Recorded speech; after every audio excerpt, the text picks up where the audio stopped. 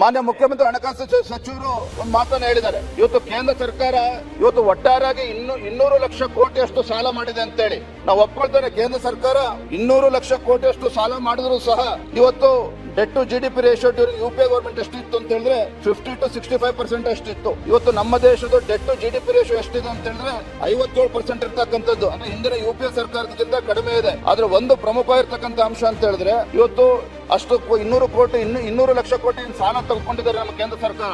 ಇವೆಲ್ಲವೂ ಕೂಡ ಬಹುತೇಕ ಕ್ಯಾಪಿಟಲ್ ಇನ್ವೆಸ್ಟ್ಮೆಂಟ್ ಗೆ ಹೋಗಿರ್ತಕ್ಕಂಥದ್ದು. ಆ 200 ಲಕ್ಷ ಕೋಟಿ ಇವತ್ತು ಕ್ಯಾಪಿಟಲ್ ಇನ್ವೆಸ್ಟ್ಮೆಂಟ್ ಗೆ ಹೋಗಿರ್ತಕ್ಕಂಥ ಪರಿಣಾಮವಾಗಿ ಇವತ್ತು ಭಾರತ ಇವತ್ತು ಜಗತ್ತಿನ 5ನೇ ಒಂದು ದೊಡ್ಡ ಆರ್ಥಿಕ ಶಕ್ತಿಯಾಗಿ ಹೊರಹೊಮ್ಮಿದೆ ಅಂತ ಹೇಳಿದ್ರೆ ಅದಕ್ಕೆ ಕಾರಣ ಹಣವನ್ನ ಸರಿಯಾಗಿ ಉಪಯೋಗ ಆಗಿರ್ತಕ್ಕಂಥ ಪರಿಣಾಮವಾಗಿ ಇವತ್ತು ಭಾರತ ನಾವು India emerge as a 5th largest economy with 4.3 trillion ಅಂತಕ್ಕಂಥದ್ದನ್ನ ಸಂದರ್ಭ ಉಲ್ಲೇಖ ಮಾಡೋದಕ್ಕೆ ಇಚ್ಛೆ ಪಡ್ತೇನೆ. ಮುಂದಿನ ದಿನಗಳಲ್ಲಿ 3rd largest economy ಕೂಡ ಆಗೋದಿದೆ. ಅದು ಒಂದು ಪ್ರಮುಖ ಇರತಕ್ಕಂಥ ಅಂಶ ಉಲ್ಲೇಖ ಮಾಡಬೇಕಾಗಿರ್ತಕ್ಕಂಥದ್ದು ಇವತ್ತು ಡೆಟ್ ಟು GDP ರೇಷಿಯೋ ಇವತ್ತು ಅಮೆರಿಕ ಅಂತ ದೇಶದ್ದು ಕೂಡ 97% ಇರ್ತಕ್ಕಂಥದ್ದು. ಯಾಕೆ ಅಂಶವನ್ನು ಉಲ್ಲೇಖ ಮಾಡ್ತಾ ಇದ್ದೇನೆ ಅಂತ ಹೇಳಿದ್ರೆ ಇಲ್ಲಿ ಎಷ್ಟು ಲಕ್ಷ ಕೋಟಿ ಸಾಲ ತೆಗೆದುಕೊಂಡಿದೆ ಕೇಂದ್ರ ಸರ್ಕಾರ ಅನ್ನೋದಕ್ಕಿಂತ ಹೆಚ್ಚಾಗಿ ಆ ತೆಗೆದುಕೊಂಡಿರ್ತಕ್ಕಂಥ ಸಾಲವನ್ನ ಬಹುತೇಕ ಪಾಲನ್ನ ಅತಿ ಹೆಚ್ಚು ಪಾಲನ್ನ ಇವತ್ತು ಕ್ಯಾಪಿಟಲ್ ಎಕ್ಸ್ಪೆಂಡಿಚರ್ ಆಗಿರ್ತಕ್ಕಂಥ ಕಾರಣವಾಗಿ ಇವತ್ತು ನಮ್ಮ ದೇಶ ಇವತ್ತು ಭಾರತ ಇವತ್ತು ಅಭಿವೃದ್ಧಿ ಪಥದಲ್ಲಿ ಇವತ್ತು ಮುಂದೆ ಸಾಗ್ತಿದೆ ಅನ್ನೋದನ್ನ ನಾನು ಮಾನ್ಯ ಸಭಾಧ್ಯಕ್ಷ ಸಂದರ್ಭದಲ್ಲಿ ಉಲ್ಲೇಖ ಮಾಡೋದಕ್ಕೆ ಇಚ್ಛೆ ಪಡ್ತೇನೆ.